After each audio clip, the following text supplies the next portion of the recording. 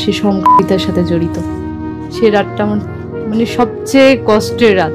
তার একটু কাছে পাওয়ার জন্য তার পা ধরে আমি অনেক কান্না করছি। তার প্রতি এত আমি দুর্বল হয়ে গেছিলাম যে একটু মন চাচ্ছিল যে তার বুকে একটু মাথা রাখি। আমি তো এখন অনার্স ফাইনাল ইয়ার। আমি উত্তরাতে থাকি, কিন্তু আমার বাড়ি হচ্ছে রাজশাহী নওগাঁ জেলায়। আমাদের এলাকারই, কিন্তু হচ্ছে তার সাথে আমার ফোনে পরিচয় হয়। টিচার ছিল, মানে আমার কাছে অনেক কান্নাকাটি করতো যে তার পরিবার তাকে দেখতে পায় না। তার আগের বউ হচ্ছে তার থেকে 9 লাখ টাকা হচ্ছে নিয়ে গেছে।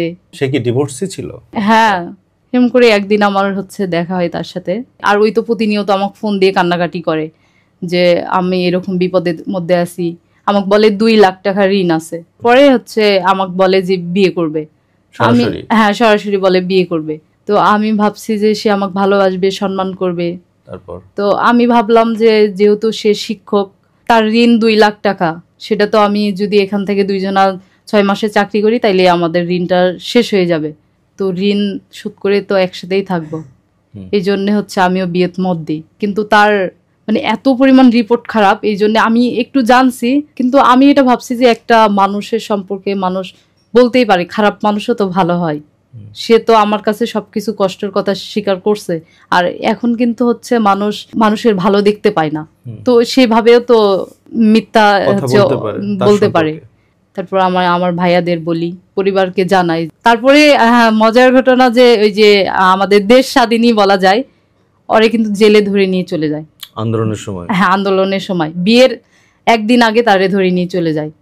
সবাই আমারে বোঝায় যে হচ্ছে আপনাদের বিয়েটা কি ফ্যামিলিগত ঠিক হয়েছিল? হ্যাঁ। তারপর তো বিয়ে আটকে গেল, আর অনেক টেনশনের মধ্যে ছিলাম। তো সবাইকে তো গুম করে ফেলতেছে, মার ফেলতেছে, এরকম অনেক হচ্ছে চেষ্টা করি, কিন্তু ওই সময় আসলে জেলে কে কে গেছে যোগাযোগ করা যায়নি। আমি নিজে এগুলোর হচ্ছে দায়িত্ব নিয়ে সবার সাথে কথা বলছি। আমার যা যা খরচ করার, আমি কিন্তু সেই সময়েও তার জন্য অনেক টাকাই খরচ করছি। মানে বিভিন্ন ধরনের আমি চেষ্টা করে গেছি তার জন্য। তারপরে তো হচ্ছে ওই যে দেশ স্বাধীন হওয়ার পরের দিনই তো হচ্ছে সবাইকে ছাড়ে দিল, মুক্তি পায়। হ্যাঁ, মুক্তি পাই। তার এই ঝামেলার জন্য আপনার কত টাকা খরচ হলো টোটাল? 50+। অলরেডি তার পিছনে 50,000 টাকা খরচ হয়ে গেছে। তাকে ছাড়ানোর জন্য, বিয়ের খরচের জন্য আমার 50+। 7 তারিখে আমাদের বিয়ে। সে হচ্ছে বিয়ে করবে না, তার হচ্ছে চুল কাটে দিছে। এখন তো আমারও তো মান সম্মানে, আর আমার বন্ধু বান্ধব সবাই জানে গেছে যে আমার বিয়ে হয়ে গেছে। সবাইকে ওর ফ্যামিলি বলে দিছে, আমাকে নাকফুল পরাইছে, বলে যে বিয়ে হয়ে গেছে।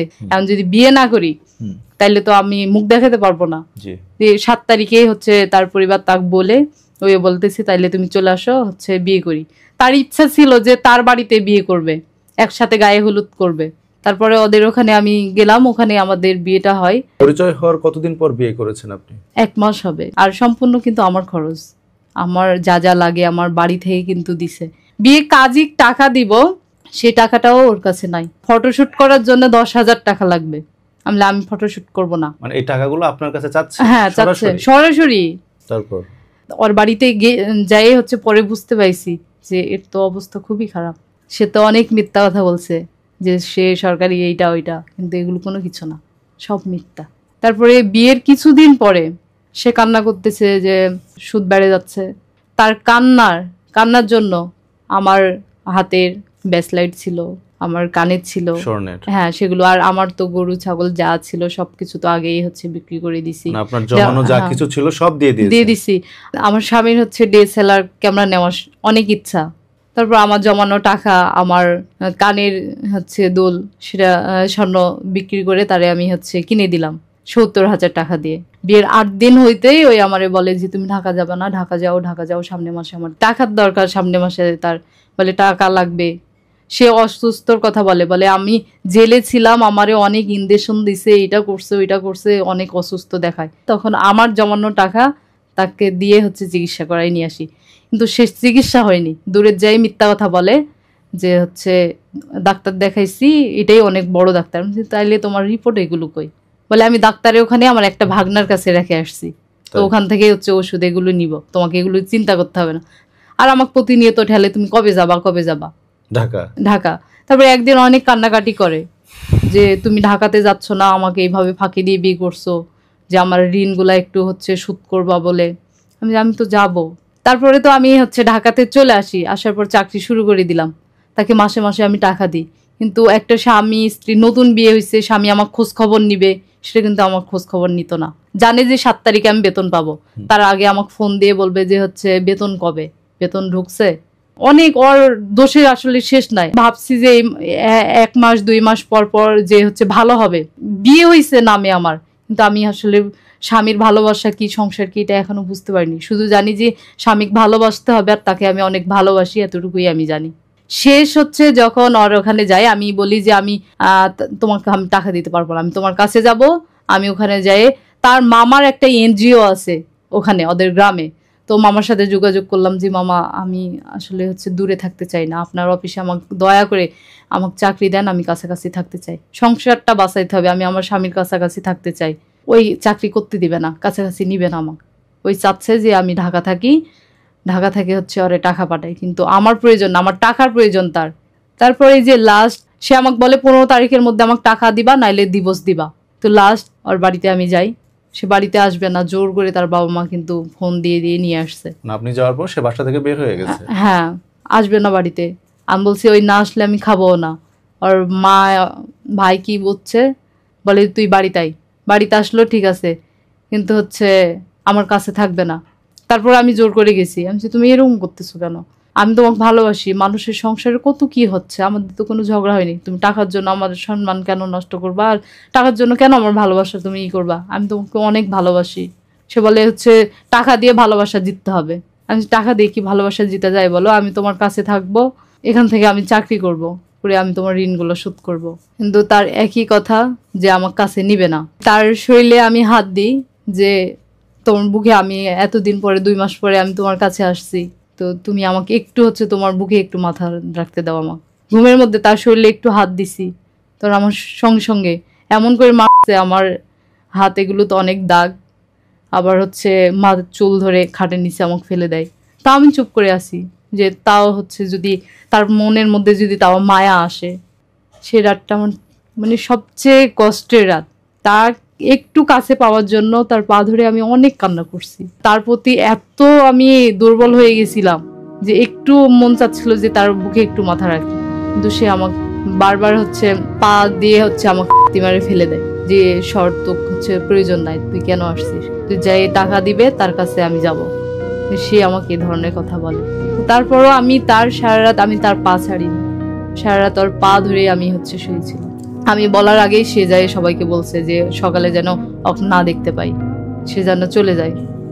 আমি তারপর আমার শাশুড়ি বললাম যে মা হচ্ছে আপনার ছেলেকে একটু বুঝান।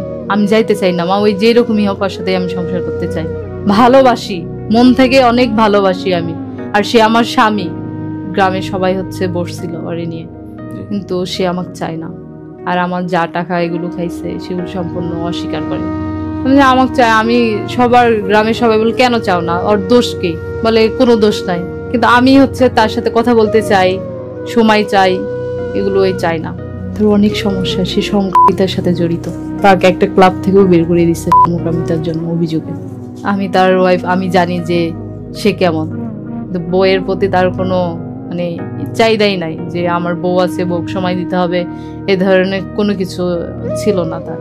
একটা ছেলে মানে যারা প্রকৃত ছেলে তারা কিন্তু কখনোই হচ্ছে বউ ছাড়া থাকতে পারে না, কিন্তু তার বউয়ের প্রতি কোনো ফিলিংসই নাই। আপনার সাথে তার কখনো শারীরিক সম্পর্ক হয় নাই? হইছে, ওইরকম আমি কোনো কিছু পাইনি, যে একটা মেয়ে যেরকম পাই এরকম আসলে আমি পাইনি। স্বামীর ভালোবাসা কি অনেক কিছু থেকে আমাকে বঞ্চিত করছে সে, রোবটের মতো আমি শুয়ে থাকছি তার পাশে, আমাদের কোনো ঝগড়াঝাটি নাই। সে অন্য ছেলেদের বলে যে হচ্ছে আমার বউ ভালো না। কোনো স্বামী কখনো হচ্ছে তার বইয়ের ছবি হচ্ছে অন্য মানুষকে দেয়, সেটা সে মানুষকে দিচ্ছে, মানুষ আবার আমাকে দিচ্ছে, বলে ভাবি আপনার ছবি এইটা ভাইয়া দিছে, আমার ছবি নিয়েও সে ব্ল্যাকমেল করতেছে আমাকে। এখন আমাদের হচ্ছে ছাড়াছাড়ির পর্যায়ে বর্তমানে। সংসারের বয়স কতদিন হয়েছে? 6 মাস। মানে শুরু থেকেই বলবো যে আমার জীবনে অনেক যুদ্ধ, সবকিছু মিলে আমি হচ্ছে চাইছিলাম যে স্বামীর ভালোবাসা পাবো, কিন্তু আমার কপালে সেটাও নাই। মানে এত অসহায় একটা মেয়ে আমি, না পাইছি পরিবারের সাপোর্ট, বিয়ের পরে স্বামীর সাপোর্ট, সেটাও আমি পাইনি, শুধু অবহেলাই আমি সবার থেকে পাইছি। শেষ মুহূর্তে আমার চাকরিটাও আমি হারিয়ে ফেলছি তার জন্য। এখন বর্তমানে কি চাচ্ছেন আপনি? আমার দাবি যে সে আমাকে চায় না, তাইলে আমার আমার কষ্টের টাকা কিন্তু এগুলো একটাও আমার না, আমি কষ্ট করে ওই টাকাগুলো জমা করছি। সে স্বীকার করুক যে হচ্ছে হ্যাঁ আমি সত্যি এগুলো টাকা খাইছি, আমি তার সাথে সংসার করতে পারবো না, সে হচ্ছে চলে যাক, আমি তাকে মাফ করে দেবো, সমস্যা নাই। কিন্তু তাকে স্বীকার করতে হবে তার ভুলগুলা, যে অন্যায়গুলো করছে আমার সাথে।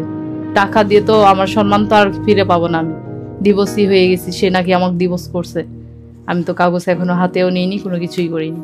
এই 7 মাসে কত টাকা দিয়েছেন তাকে? 2 লাখের কাছাকাছি। দেখো, তুমি আমাকে মিথ্যা কথা বলে বিয়ে করছো, তুমি আমার অসহায়ের হচ্ছে সুযোগ নিছো। আমি কিন্তু একজন পরিশ্রমী মেয়ে, আমি পরিশ্রম করে যা টাকা জমাইছি, আমার যা কিছু ছিল আমি কিন্তু সবকিছু তোমাকে দিয়ে দিছি, তাও আমি তোমার মন পাইনি। তুমি আমাকে স্বামীর আদর থেকে বঞ্চিত করছো, আমাকে তুমি মারধরও করছো, কোনো কিছু তুমি আমাকে বাকি রাখোনি। তুমি শুধু টাকার লোভে এসব করতে পারলে আমার সাথে? আমি এত কিছু জানার পরও আমি তোমার কাছে থাকতে চাইছি, কিন্তু তুমি আমাকে এতটুকু জায়গা দিতে পারলা না। তুমি যেহেতু আমার সাথে থাকতে চাও না, আমিও এখন তোমার সাথে থাকতে চাই না। তো আমার যা টাকা তুমি খাইছো, আমার কষ্টের টাকা, সেগুলো আমি ফেরত চাই। আর তুমি যে সমকামিতার সাথে জড়িত, সবকিছু সময় হইলে সবাই এটা জানে যাবে আরো ভালো করে। তোমার কাছে একটাই অনুরোধ করব আমি, তুমি ভালো হয়ে যাও এখনো, আমি তোমার জীবন থেকে চলে যাই, কিন্তু তুমি আর কোনো মেয়ের জীবন নষ্ট করো না এভাবে। তোমার যেগুলো ভুল সেগুলো তুমি সম্পূর্ণ আমার কাছে স্বীকার করো এবং তুমি আমার কাছে ক্ষমা চাও, কারণ তুমি আমাকে অনেক মানসিক শারীরিক সবভাবে তুমি আমাকে কষ্ট দিছো। তুমি যদি সব ভুল স্বীকার করো, তাইলে আমি যে থানাতে অভিযোগ দিছি সেটা আমি তুলে নিব এবং তোমাকে আমি মাফ করে দিব। আর আমার যেগুলো আসবাবপত্র আছে তোমার বাড়িতে, সেগুলো হচ্ছে তুমি আমার বাড়িতে